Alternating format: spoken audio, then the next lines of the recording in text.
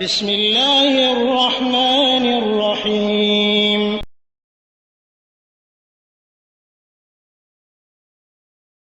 ওয়ারাহমাতুল্লাহি ওয়া বারাকাতুহু। আমাদের এক ভাই প্রশ্ন করেছেন যে অমুসলিম কি মসজিদের মধ্যে প্রবেশ করতে পারে ঝাড়ু দেওয়ার জন্য অথবা কাজ করার জন্য, অথবা ঝাড়ু দেওয়ার জন্য অথবা কাজ করার জন্য অমুসলিম মসজিদের মধ্যে প্রবেশ করতে পারবে কিনা এই ব্যাপারে ওলামাগণ মতনৈক্য করেছেন।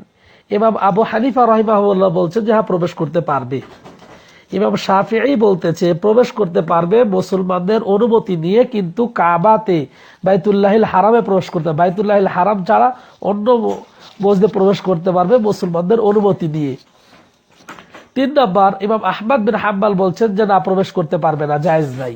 ইমাম আহমদ বিন হাম্বল বলছেন মুসলমান অমুসলিমরা মসজিদের মধ্যে প্রবেশ করতে পারবে না। এ তো এই কওল 3 ইমামের আমরা এই কওলগুলো পেলাম। তো আমরা মনে করি যে স্বাভাবিক অবস্থায় যদি আমরা কোনো মুসলমানকে পেয়ে যাই, মুসলমান কাজের লোক যারা মসজিদের ঘর তৈরি করেন, বলে প্লাস্টার বলেন অথবা ইলেকট্রনিক ফ্যান অথবা কোনো কাজের, এগুলো যদি আমরা মুসলমানকে পেয়ে যাই তাহলে অমুসলিমকে না নিয়ে আসাটাই উচিত হবে, কোনো অমুসলিমকে এইভাবে।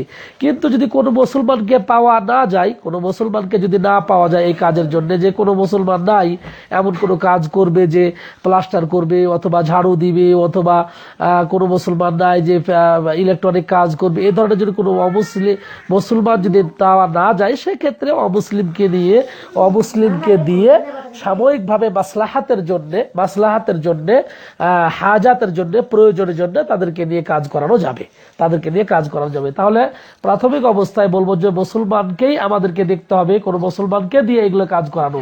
কিন্তু যদি কোনো মুসলমান নাই, পাওয়া যাচ্ছে না, কেউ মুসলমান নাই যে প্লাস্টারের কাজ করবে অথবা ধোয়া পোছার কাজ করবে, অথবা মসজিদের মাইক নষ্ট হয়ে গিয়েছে, অথবা মনে করেন যে ফ্যান নষ্ট হয়ে গেছে, ইলেকট্রনিক, কোনো মুসলমান পাওয়া যাচ্ছে না, সেক্ষেত্রে প্রয়োজনের সময় আমরা অমুসলিমকে নিয়ে এসে এগুলো কাজ করিয়ে নিতে পারবো, জায়েজ রয়েছে। জাযাকাল্লাহ খাইর।